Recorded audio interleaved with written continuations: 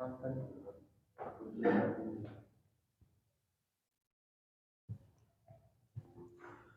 दोस्तों, नमस्कार। Gursharan classes Khejroli YouTube channel पर आपका हार्दिक अभिनंदन और स्वागत है। देखो दोस्तों, अपनी जो पहली और जो लास्ट क्लास हुई थी उस क्लास का नाम था राजस्थान का नामकरण, कि राजस्थान का नामकरण कैसे हुआ। मुझे बड़ी खुशी हुई कि आप लोगों ने उस क्लास में इतना प्यार दिया। आप लोगों ने रिक्वेस्ट की कि सर और नेक्स्ट वीडियो आप कब अपलोड कर रहे हो, तो आपके प्यार और दुलार के कारण से मैं आज फिर से आप लोगों के सामने उपलब्ध हुआ हूं। तो आज अपनी जो क्लास होगी वो क्लास होगी दोस्तों राजस्थान की उत्पत्ति। देखिएगा दोस्तों, राजस्थान की उत्पत्ति से संबंधित आज हम बात करेंगे।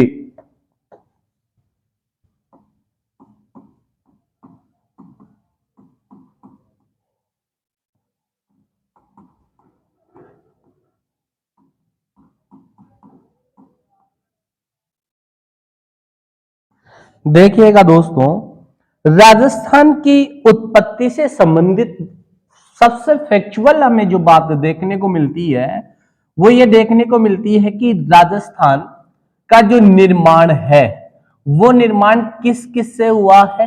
तो आप कहेंगे समय के अनुसार अपर्धन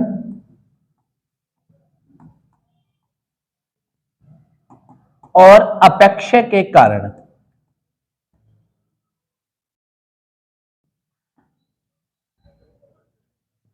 राजस्थान की उत्पत्ति इन दो कारणों से हुई है। तो कैसे हुई है उन सभी तथ्यों की हम बात करेंगे। ठीक है, तो देखिएगा दोस्तों, सबसे पहले हमें यह पता होना चाहिए कि एक सिद्धांत, और वो सिद्धांत कौन सा आपको पता होना चाहिए, उसका नाम है महाद्वीपीय विस्थापन सिद्धांत। महाद्वीपीय विस्थापन सिद्धांत की यदि मैं बात करूं तो महाद्वीपीय जो विस्थापन सिद्धांत है वो कब दिया गया। आप कहेंगे सर 6 जनवरी 1912। कहां पर? आप कहेंगे फ्रैंकफर्ट शहर में। ठीक है, प्रकाशन कब हुआ इसका,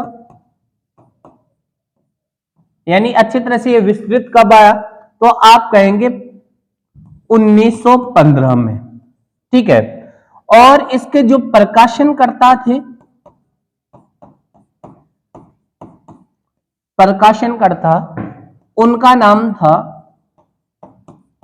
अल्फ्रेड लोथर वेगनर। उनके द्वारा यह सिद्धांत दिया गया। ठीक है ना। और इन्होंने क्या कहा इस सिद्धांत के बारे में? इन्होंने कहा कि जो महाद्वीप वगैरह हैं वो क्या कर रहे हैं, गति कर रहे हैं। प्लेटें हैं, वो प्लेटें क्या कर रही हैं, गति कर रही हैं। इन्होंने किस आधार पर ऐसा कहा, तो उनकी बात करते हैं। देखिएगा, इन्होंने कहा कि कार्बोनिफेरस युग में इस तरीके से, ऐसे मानना, ये अपने पास में मान लीजिए एक जोइड। ठीक है, इस तरीके से एक भूभाग था और इस वाले भूभाग को क्या कहा जाता था, इसको नाम तो क्या दूं मैं, स्थलखंड। और इस स्थलखंड का नाम उन्होंने जो रखा उसका नाम था पेंजिया।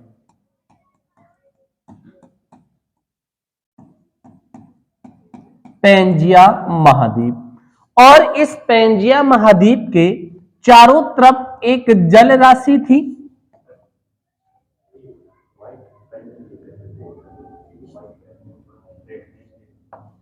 ठीक है ना, जल राशि थी इसके चारों तरफ।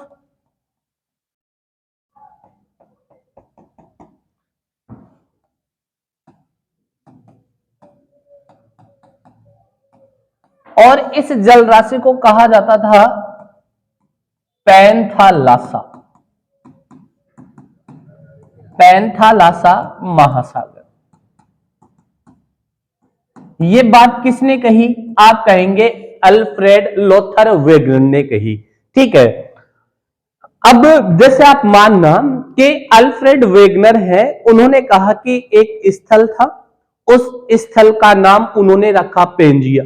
ठीक है, उसके चारों तरफ एक जल राशि थी, उस जल राशि का नाम क्या रखा उन्होंने? आप कहेंगे पैंथालासा महासागर। ठीक है, जितने भी आपको महासागर दिखाई देंगे वो पैंथालासा के अवशेष माने जाते हैं, और जितने भी आप लोगों को महाद्वीप दिखाई देते हैं वो महाद्वीप किसका अवशेष माना जाता है? पेंजिया महाद्वीप का अवशेष माना जाता है। तो इसके अलावा क्या बातें और मिलती हैं? तो इन्होंने कहा, क्या कहा कि समय के अनुसार इनमें क्या हुआ? अपेक्षा और अपर्दन हुआ, कुछ भूगर्भिक घटनाएं हुई, और भूगर्भिक घटना होने के कारण है पेंजिया महाद्वीप कितने टुकड़ों में टूट गया? 2 टुकड़ों में। जैसे इस तरीके से,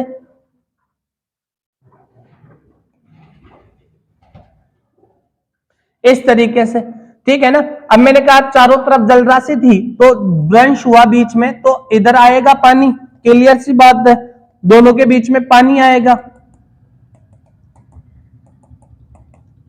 ये जो पानी भरा, इस वाले पानी का नाम रखा गया क्या? तैतीस सागर।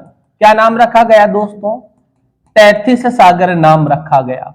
और इसका नाम रखा गया उत्तरी पेंजिया,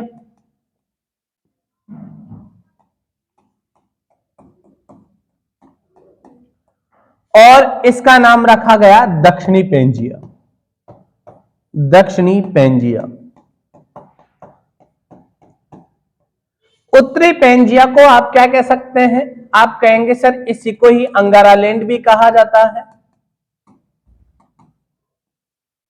इसी को ही लोरेंसिया भी कहा जाता है। ठीक है, और दक्षिणी पेंजिया को क्या कहा जाता है? आप कहेंगे सर गोंडवाना लैंड। क्या कहा जाता है? गोंडवाना लैंड कहा जाता है। ठीक है ना, आगे देखिएगा। अब जो दक्षिणी पेंजिया है, दक्षिणी पेंजिया बोल दो या आप क्या कह दो, गोंडवाना लैंड। इस गोंडवाना लैंड से निम्न महाद्वीपों की उत्पत्ति हुई। जैसे आप कहेंगे अफ्रीका। अफ्रीका महाद्वीप किसका हिस्सा है? आप कहेंगे गोंडवाना लैंड का। ऐसा कहा जाता है कि ये अफ्रीका पेंजिया महाद्वीप का नेतृत्व कर रहा है। पेंजिया महाद्वीप का नेतृत्व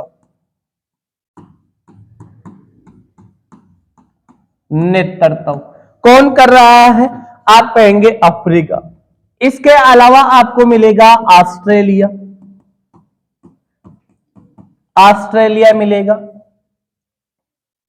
अंटार्कटिका मिलेगा, और अभी ऑस्ट्रेलिया के पास में एक उभर रहा है स्थलखंड और उसका नाम है जिलेंड्रिया, जो आने वाले समय में 8वां महाद्वीप आप लोगों को देखने को मिलेगा। ठीक है ना, तो इनकी उत्पत्ति हुई। दक्षिणी अमेरिका भी है इसमें।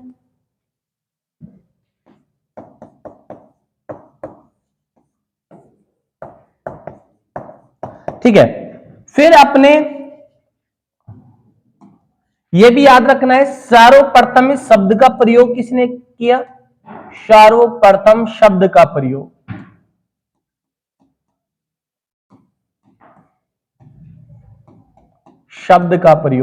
तो आप कहेंगे इस शब्द का सर्वप्रथम प्रयोग किया था ओल्डहम नाम के विद्वान ने।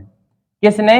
ओल्डहम नाम के जो विद्वान थे उन्होंने इस शब्द का सबसे पहले क्या किया था? प्रयोग किया था। देखो दोस्तों, आप गुरुशरण क्लासेस केजरोली यूट्यूब चैनल पर बने रहना। आप लोगों को यहां पर पूर्णतः कंटेंट दिया जाएगा, उसके अकॉर्डिंग आप लोगों को पढ़ लेना है। यहां पर रोज आपको नई नई क्लासें देखने को मिलेगी। यहां पर हमारी टीम पूरी की पूरी काम कर रही है कि बच्चों का सिलेक्शन किस तरीके से करवाया जाए। आप लोगों के लिए वर्तमान में जो वैकेंसी है वो वैकेंसी है पशु परिचर। उसके लिए बहुत ही इंपॉर्टेंट है क्या, आप कहेंगे सर ज्योग्राफी। ज्योग्राफी का बहुत बड़ा अहम महत्वपूर्ण योगदान है जीके पार्ट में, ठीक है ना। तो आप लोग जितना हो सके उतना इस क्लास को लाइक करें, शेयर करें, कमेंट करें और हां सब्सक्राइब करना न भूलें। क्यों? क्योंकि भला अपना ही नहीं और किसी का भी होना चाहिए। तो हो सकता है कि आपका एक शेयर दूसरों का सिलेक्शन करवा दे, तो जितना हो सके इस क्लास को आप शेयर कीजिएगा, ठीक है ना। और मुझे उम्मीद है कि आप लोगों को अच्छी तरह से कंटेंट समझ में भी आ रहा है, क्योंकि मैंने देखा पिछली जो अपनी जो लास्ट क्लास हुई थी उस क्लास में आपने बहुत सारा मुझे प्यार दिया, उसके लिए मैं आपको तहे दिल से धन्यवाद भी देना चाहता हूं दोस्तों, ठीक है ना।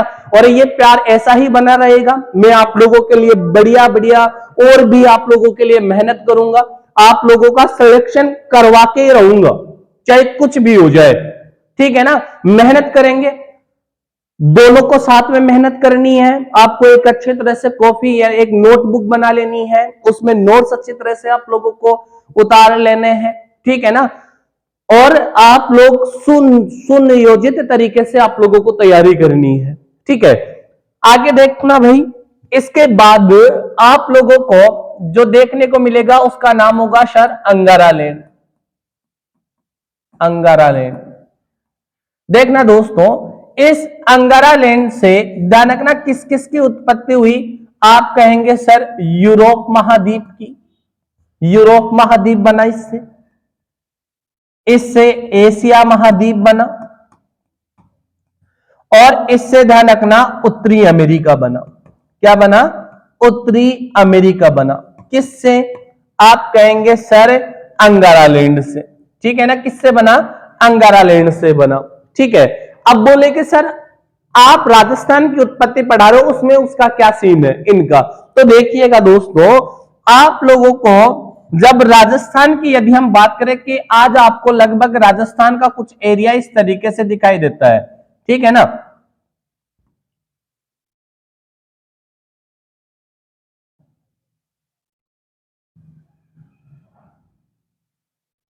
इस तरीके से आपको राजस्थान का एरिया दिखाई देता है। तो यहां पर पहले क्या हुआ करता था?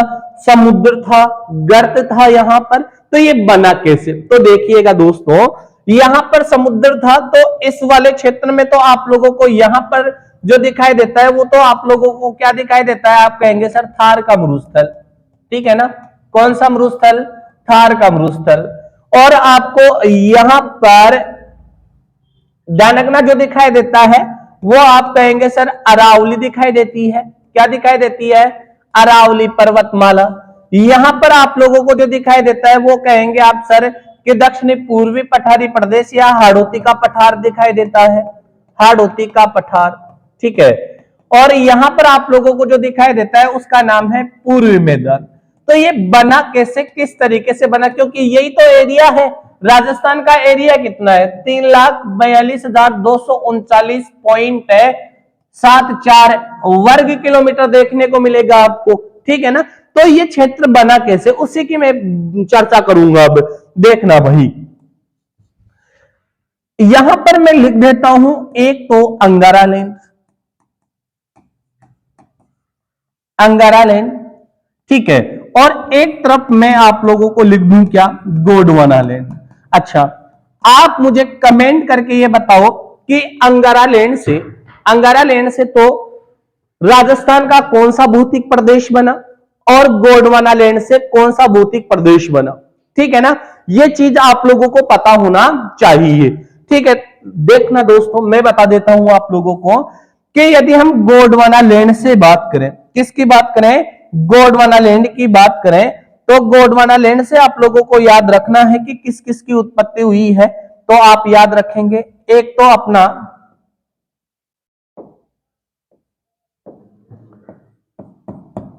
थार का मरुस्थल। कौन सा मरुस्थल? थार का मरुस्थल देखने को मिलेगा। कौन सा देखने को मिलेगा दोस्तों? थार का मरुस्थल देखने को मिलेगा। इसके अलावा और क्या दिखाई देगा? तो आप कहेंगे सर पूर्वी मैदान दिखाई देगा। क्या दिखाई देगा? पूर्वी मैदान दिखाई देगा, ठीक है ना। पूर्वी मैदान,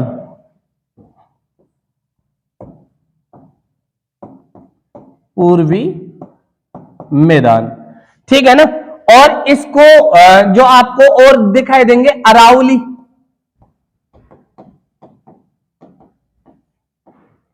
और क्या, दक्षिणी पूर्वी पठारी प्रदेश, दक्षिणी पूर्वी पठारी प्रदेश, ठीक है। ये आप ये भी कह सकते हैं सर 33 सागर से भी बना है, ठीक है ना। किससे बना है? 33 सागर से भी बना है। तो ध्यान रखना इनका निर्माण कैसे हुआ कि समय के अनुसार, समय के अनुसार क्या हुआ कि समय के अनुसार यहां पर अपर्दन हुआ, अपेक्ष हुआ। अपर्दन दो ही चीजों से होगा, पवन से या जल से, ठीक है ना। तो जहां पर जैसे हम बात करें पूर्वी मैदान, पूर्वी मैदान पे पहले गर्त हुआ करता था, तो गंगा की सहायक नदियां हैं, वो क्या करने लगी यहां पर, यानी डेल्टा वगैरह ले आई, और डेल्टा ले आने के कारण से वहां पर क्या कर दिया, कलेक्ट कर दिया, जिसके कारण से वहां पर क्या बन गया, मैदान बन गया, ठीक है। थार के मरुस्थल की बात करें तो वहां पर केवल और केवल अपर्दन होता रहा, वहां पर धूल वगैरह आती रही, वहां पर मरुस्थल का निर्माण हो गया, ठीक है ना। और जहां पर विस्फोटक हुआ ना वहां पर, ठीक है ना, ज्वालामुखी उद्गार हुआ, वहां पर अरावली बन गई, और क्या बन गया, आप कहेंगे सर वहां पर बन गया क्या, आप कहेंगे क्या, हाड़ौती का पठार, जिसे आप दक्षिणी पूर्वी पठार भी कह सकते हैं। इसके बाद और क्या इंपॉर्टेंट है देखिएगा दोस्तों, इसके बाद ये तो अपनी राजस्थान की उत्पत्ति को लेके बात हो गई कि राजस्थान की उत्पत्ति कुछ इस तरीके से हुई, ठीक है। इससे आगे और क्या इंपॉर्टेंट है तो देखिएगा, आप लोग किसी भी क्षेत्र की स्थिति को, जैसे अपना पॉइंट डाल लेते हैं राजस्थान की स्थिति, राजस्थान की स्थिति व विस्तार। तो देखिएगा दोस्तों, स्थिति और विस्तार से पहले आप लोगों को जो सबसे इंपॉर्टेंट है वो समझ में आना चाहिए, वो क्या, आप लोगों को आना चाहिए कोण, ठीक है ना। कोण क्या गुरुजी, तो ध्यान देना, अब वर्तमान में जो एग्जामिनर है ना उसका व्यू ही चेंज हो गया। पहले डायरेक्टली क्वेश्चन नॉर्मल टाइप से पूछ लेता था, ठीक है, कि राजस्थान में, राजस्थान की राजधानी क्या है, राजस्थान में जिले कितने हैं। दोस्तों वो जमाना गया, अब वर्तमान में इस तरीके से पूछ ले कि निम्नलिखित में से राजस्थान कौन से कोण में स्थित है या कौन से कोण में स्थित नहीं है, वो चीजें भी आप लोगों को पता होनी चाहिए। तो कैसे, तो देखिएगा, स्थिति और विस्तार से पहले आपको दिशा समझ में आनी चाहिए। देखना दिशा, देखो दोस्तों इस तरीके से आप याद रखना, ये एक लाइन मैंने आउटलाइन बनाई है, इस आउटलाइन के उत्तर की तरफ, नॉर्थ की तरफ, ठीक है ना, उत्तर दिशा, ये हो जाएगी आपकी साउथ, ठीक है ना। हमेशा चाहे मैप वर्ल्ड का हो, चाहे अपने इंडिया का हो, चाहे राजस्थान का, ओवरऑल किसी का भी आप बनाते हो तो हमेशा ऊपर ही ऊपर क्या होती है, उत्तर दिशा होती है, ठीक है ना। आप चाहे देखना किसी भी लेआउट देखना, किसी का मैप देखना, तो उसमें हमेशा आपको नॉर्थ दिखाई देगा, तो नॉर्थ ऊपर ही ऊपर की तरफ दिखाई देगा, क्यों, क्योंकि वो उसका संकेत है। तो इसका जस्ट अपोजिट क्या हो जाएगा, साउथ हो जाएगा, ठीक है ना। और ये आप याद रखना, इधर आप लोगों को क्या मिलेगी, ईस्ट मिलेगी, और इधर आप लोगों को क्या मिलेगी, वेस्ट मिलेगी, ठीक है ना। इधर ईस्ट है और इधर क्या है, वेस्ट है। अब इधर ध्यान देना, इसको मैं हिंदी में उत्तर बोल दूं, इसको मैं पूर्व बोल सकता हूं, और इसको मैं क्या कह सकता हूं, दक्षिण कह सकता हूं, और इसको मैं क्या कह सकता हूं, पश्चिम दिशा कह सकता हूं। क्या कह सकता हूं दोस्तों, पश्चिम दिशा कह सकता हूं, ठीक है। अब याद रखना आप लोग कि ये अपनी जो दिशा है, ये वाली दिशा, ये वाली कौन सी दिशा हो गई, आप कहेंगे सर उत्तरी पश्चिमी दिशा। कौन सी दिशा, उत्तरी पश्चिमी दिशा है ये, ठीक है। ये वाली दिशा क्या हो गई, आप कहेंगे सर उत्तरी पूर्वी दिशा। ये वाली दिशा कौन सी हो गई, आप कहेंगे सर दक्षिणी पूर्वी दिशा, और ये अपनी क्या हो जाएगी, दक्षिणी पश्चिमी दिशा, दक्षिणी पश्चिमी दिशा हो जाएगी। ठीक है ना। अब देखिएगा, उत्तर पश्चिम के बीच में जो कोण बनता है, इस वाले कोण को क्या कहा जाता है, आप कहेंगे ईशान कोण। क्या कहते हैं, ईशान कोण कहते हैं। ठीक है। फिर उत्तर पश्चिम की तरफ बनता है, उसको कहा जाता है वायत या वायत कोण। क्या कहा जाता है, वायत कोण। ठीक है ना। इस वाले कोण को कहा जाता है आग्नेय कोण। क्या कहा जाता है, आग्नेय कोण कहा जाता है। और इस वाले कोण को क्या कहा जाता है, आप कहेंगे सर इसे कहा जाता है नैऋत्यिक कोण, नैऋत्यिक कोण। ठीक है ना। अब देखना, आप लोगों से पूछा जाए कि राजस्थान कौन सी दिशा में स्थित है, तो इस चीज को समझने से पहले, ये तो आप लोगों को कोण वगैरह मैंने बता दिए कि ये वाले कोण है। इस चीज को पढ़ने से पहले, ये कोण समझने से पहले राजस्थान कौन सी दिशा में स्थित है, स्थिति कहां पर है, तो ये चीज पढ़ने से पहले हमें एक चीज और भी पढ़ लेनी है, और वो होगी क्या, काल्पनिक रेखाएं। क्या होगी दोस्तों, काल्पनिक रेखाएं होंगी। और काल्पनिक रेखा आप लोगों ने पढ़ ली, तो काल्पनिक रेखा पढ़ने के बाद में आप लोगों को यह समझ में आ जाएगा कि राजस्थान कौन सी दिशा में है। आपको पूछा जाए कि ग्लोब के अनुसार कौन सी दिशा में है, एशिया में कौन सी दिशा में है, और भारत में कौन सी दिशा में है, तो आप लोगों को यह चीज तभी समझ में आएगी जब आपको काल्पनिक रेखाएं समझ में आएगी। तो ज्यादा समय को न गवाते हुए हम काल्पनिक रेखाएं स्टार्ट कर लेते हैं। देखिएगा, देखो दोस्तों, मेहनत तो आप लोगों को करनी ही करनी होगी। ठीक है ना।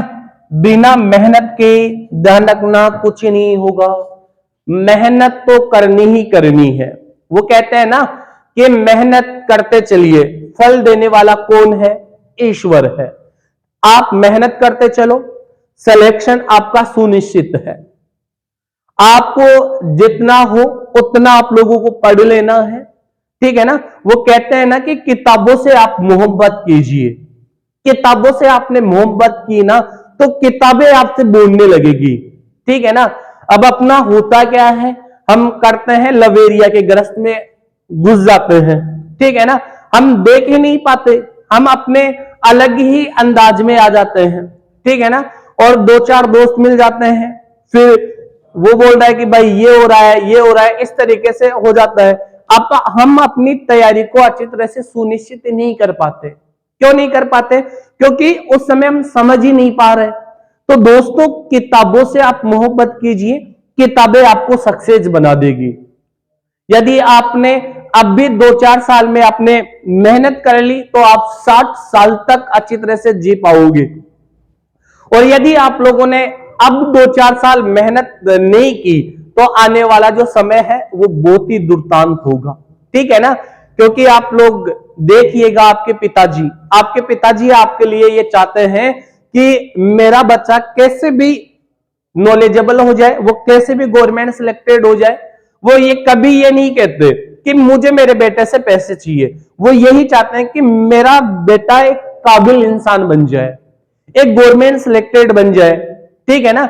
जैसे आपने एक मूवी देखी हो 12वीं फेल, ठीक है ना, तो उसमें आपने देखा होगा कि कितना रिस्क था उस आईपीएस के। ठीक है ना। उसने कितनी मेहनत की, 12 फेल बंदा था, उसने मेहनत की, मेहनत करके आज देखो कितना मुकाम है। आज उनपे वेब सीरीज बन गई, उनके ऊपर एक आधारित कथा बन गई। तो हर एक इंसान की स्टोरी बन सकती है दोस्तों। ठीक है ना। कुछ लोग सफल हो जाते हैं तो उनकी कहानियां बन जाती है, और जो सफल नहीं होते ना, वो क्या हो जाते हैं, तो आप कहेंगे उनकी कोई कहानियां नहीं होती, उनकी कोई स्टोरियां नहीं होती। तो मैं आप लोगों से भी यही कहना चाहता हूं दोस्तों, आप जितना हो सके उतना किताबों से जुड़ो। आप ये कहते हो ना किताबें नहीं बोलती, आप किताबों से जुड़ो, किताबें बोलेगी, आपको बहुत नॉलेजेबल बनाएगी। और हमें बस एक ही बात याद रखनी है कि सिलेक्शन लेना ही लेना है। चाहे दुनिया का कोई भी इंसान क्यों ना आ जाए, बस सिलेक्शन चाहिए। सिलेक्शन चाहिए तो चाहिए, लेंगे तो लेंगे, चाहे कोई भी क्यों ना आ जाए। यदि ये जज्बा आपके अंदर आ गया ना, तो आप बहुत कुछ उखाड़ सकते हो। ठीक है ना। आगे देखिएगा दोस्तों, काल्पनिक रेखाएं। काल्पनिक रेखाएं क्यों इंपॉर्टेंट है? क्योंकि काल्पनिक रेखाओं से आप लोगों को समय समय में भी मदद मिलेगी। किसी क्षेत्र का आप लोगों को समय ज्ञात करना है तो उसमें देशांतर पढ़ेंगे। ठीक है ना। देशांतरों से तो होता है, आपको किसी क्षेत्र की जलवायु ज्ञात करनी है तो अक्षांश होना चाहिए। ठीक है ना। तो ये दोनों बातें हम यहीं से पढ़ेंगे। तो देखिएगा दोस्तों, सबसे पहले काल्पनिक रेखा होगी क्या? ऐसी रेखाएं, ऐसी रेखाएं, रेखाएं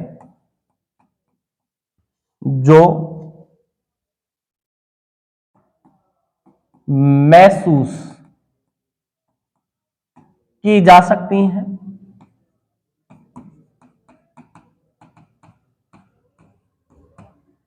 देखी नहीं जा सकती, देखी नहीं जा सकती। बड़ी इंटरेस्टिंग है। बोले कि सर मेरा लव है ना, यही होता है जो कि जैसे माँ होती है, ठीक है ना, माँ का प्यार ऐसा ही होता है, महसूस किया जाता है ना, बहुत तगड़ा होता है। वैसे ही आप याद रखें कि ऐसी रेखाएं जिन्हें केवल महसूस किया जा सकता है, देखा नहीं जा सकता, उसको हम क्या बोलते हैं? काल्पनिक रेखाएं कहते हैं। काल्पनिक रेखाएं मूलतः दो प्रकार की होती हैं। कितने प्रकार की? दो प्रकार की। ठीक है ना। कितने प्रकार की होती हैं दोस्तों? आप कहेंगे दो प्रकार की होती हैं। दो प्रकार कौन कौन से? आप कहेंगे अक्षांश रेखाएं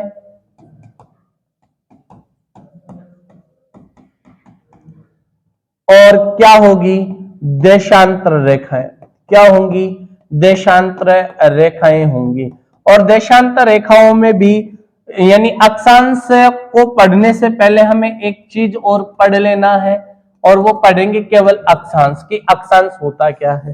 तो बाकी नेक्स्ट क्लास में मिलेंगे हम कि अक्षांश देशांतर होता क्या है, ये किस तरीके से परिदृश्य तो होता है, इनको किस तरीके से दर्शाया जाता है, इनका इंपोर्टेंट क्या है, इनके बीच का भाग क्या कहलाता है, दूरी कितनी होती है, ये सूर्य के सामने क्यों नहीं होते, देशांतरों से समय क्यों याद किया जाता है, किस तरीके से किया जाता है। वहीं पर हम बात कर लेंगे कि स्थानीय समय क्या होता है, मानक समय क्या होता है, सबसे पहले सूर्य उदय कहाँ होता है, सबसे बाद में कहाँ होता है। इस इस प्रकार की सभी बातों की चर्चा हम नेक्स्ट क्लास में करेंगे। और मैं फिर से आपको एक बार और कह रहा हूं दोस्तों, जितना हो सके इस क्लास को आपको शेयर करना है, जिससे अन्य लोगों को भी क्या हो सके, फायदा हो चुके या फायदा हो सके। तो आप लोगों को तब तक के लिए नमस्कार। बाकी नेक्स्ट क्लास में हम मिलेंगे। ओके।